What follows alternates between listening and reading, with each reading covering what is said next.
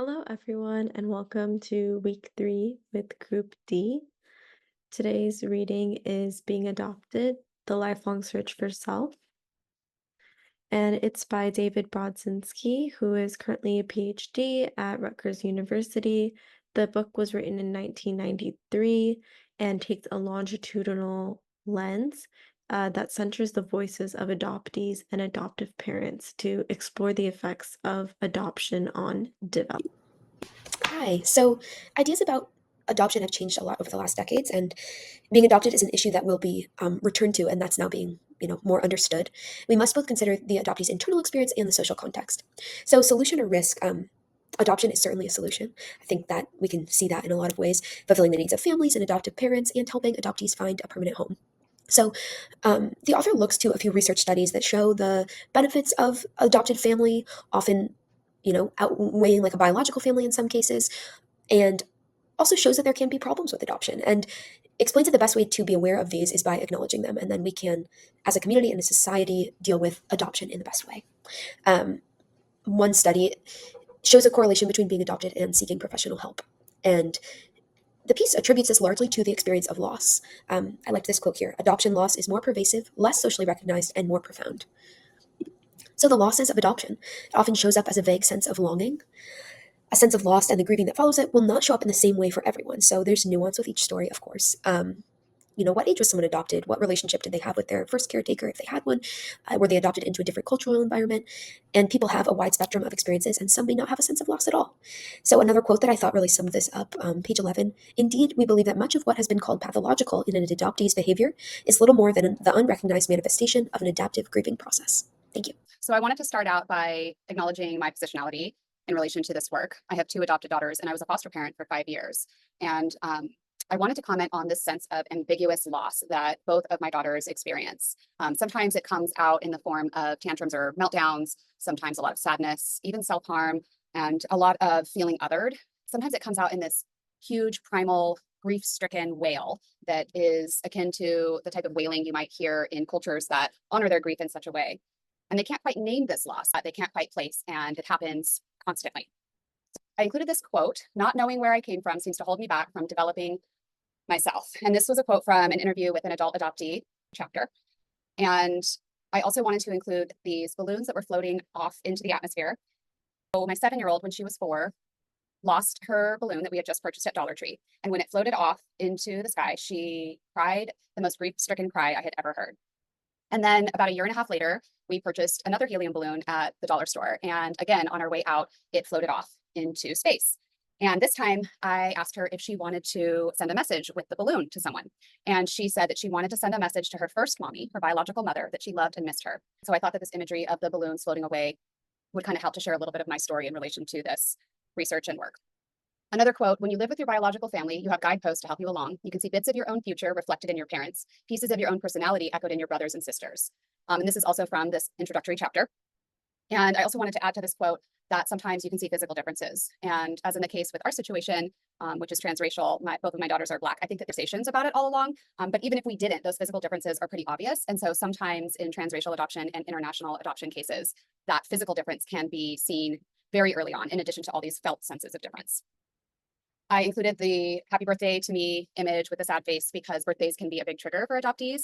They are an anniversary of their birth, and that birth is often the moment of their loss. And then the infographic with loss in the center and all of the circles around, showing all the different ways that loss can show up in adoption. And then I created this timeline for adoption through the lifespan. This is from Brudzinski, but it's based on Erikson's model of development. So going through all the different developmental stages and showing what different themes can come up during those times. And right now we are in middle childhood, and I can attest that thus far with my own children, this is pretty spot on. Included a few different words that I thought were significant in representing this feeling of loss. So feeling different and othered, like I mentioned, birthdays, the stigma of adoption, the searching, psychological searching, and the physical searching, maybe looking for biological relatives. And then cutoffs in history, and this term genealogical bewilderment, which I think really encompasses the cutoffs in history that are related to the hereditary factors that can be really important in one's health and understanding where one comes from, et cetera. But then also it encompasses this eternal searching. So the bewilderment of not knowing and not fully understanding where you come. So one of the more controversial forms of adoption is open adoption, which is categorized by maintaining ongoing communication between birth mother, adopted parents, and adoptee. The hope for this is that by connecting with their birth parents, there will be greater insight on the child's past while also mitigating the potential sense of loss felt by the adoptee. Because this is a relatively new concept, the long-term effects are still being observed. Some concerns are whether or not the adoptee may wonder if their biological parents will take them back, affecting their security and trust with their adopted parents. They may also experience confusion as to why they were adopted in the first place. This could impact their ability to acclimate to a new environment and trust in their caregivers. Daniel Stern explains the importance of early trust through the formation of self-identity, which begins immediately after birth. He breaks up the first 10 months of life into 3 main developmental categories, being the emergent self, the core self, and the subjective self. According to Erik Erikson, the foundation of trust versus mistrust develops between the first 18 months of life. Immediately after birth, the infant is experiencing life through their emergent self. They are perceiving the world through sensory-motor activities and primitive thoughts and emotions. In order for trust to develop from here, the baby must have an understanding that they are separate from other beings. This is maintained through the development of the core self between 2 to 6 months of age. This is the distinguishing factor between the self and the mother, or I versus not I. Eventually, this moves into the subjective self between 7 to 9 months, in which the child forms an understanding that other people also experience their own thoughts and emotions. They're observing people's moods, expressions, and tones of voice, and then responding to these cues. After about 15 to 18 months of age, the infant is developing their verbal sense of self through self-reflection and communication with language or other expressions. And at this point, the infant should feel confident in their needs being met, as well as having the ability to express their basic needs, thus the formation of trust versus mistrust. So, attachment in the context of adoption. At first, when the baby's born, the baby's going to be responsive to all sorts of different people's soothing and mirroring typically. And then it isn't until around 4 to 6 months that the baby starts to prefer their mother or whoever the significant attachment figure is, or the primary caregiver over others, especially when they're feeling distressed. So the baby's crying and they don't just want anyone to hold them, they want their mom.